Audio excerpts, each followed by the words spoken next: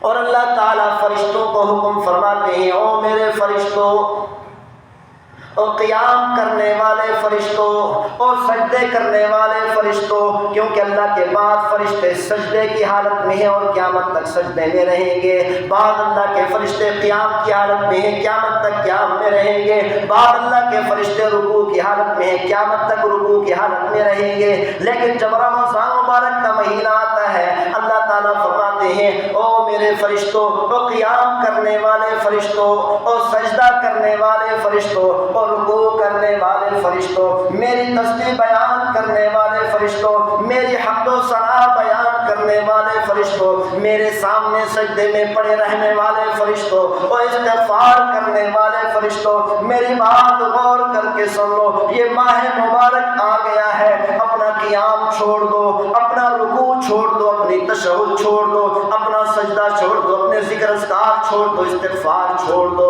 یہ ساری کی ساری عبادات چھوڑ کر چلے جاؤ میرے بندوں کے پاس، جو میرے بندے روزہ رکھتے ہیں اور دعائیں کرتے رہیں گے رمضان مبارک کے ختم ہونے تک، ان کی ہر دعا پر آمین کہتے رہو۔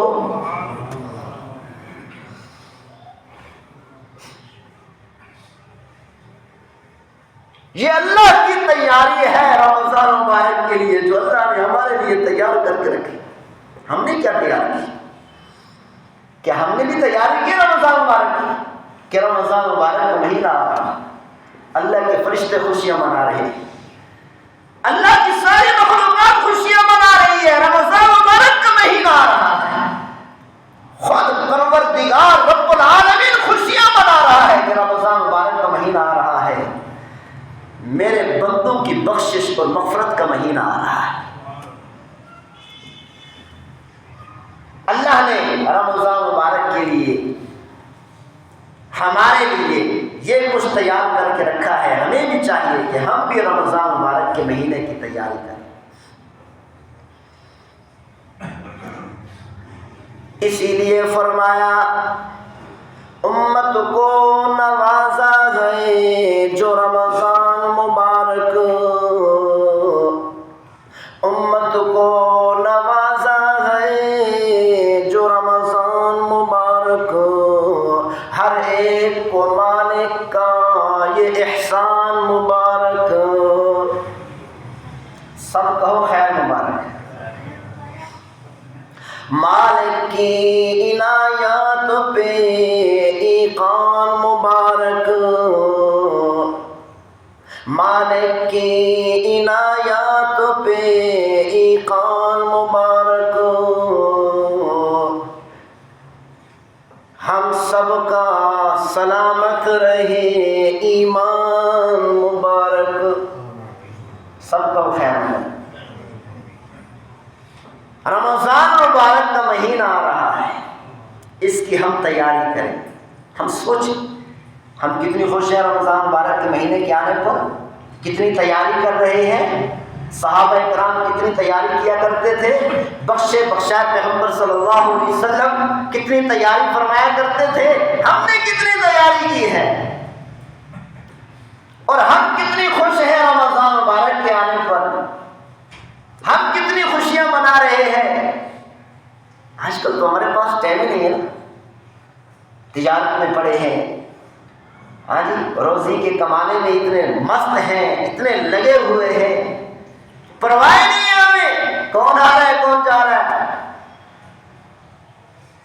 تو اسی لیے فرمایا رمضان مبارک کا مہینہ آ رہا ہے، تیاری شروع کر دو۔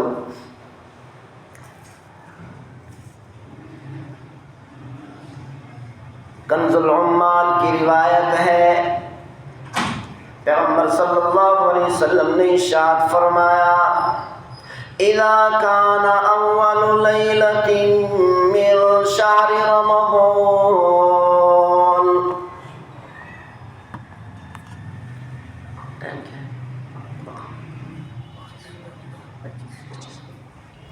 اذا كان اول ليلة من شهر رمضان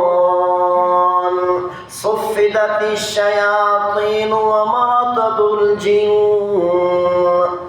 پیغمبر صلی اللہ علیہ وسلم نے ارشاد فرمایا، جب رمضان المبارک کی پہلی پہلی رات آتی ہے اللہ تعالیٰ تمام کے تمام شیاطین کو قید میں ڈال دیتے ہیں.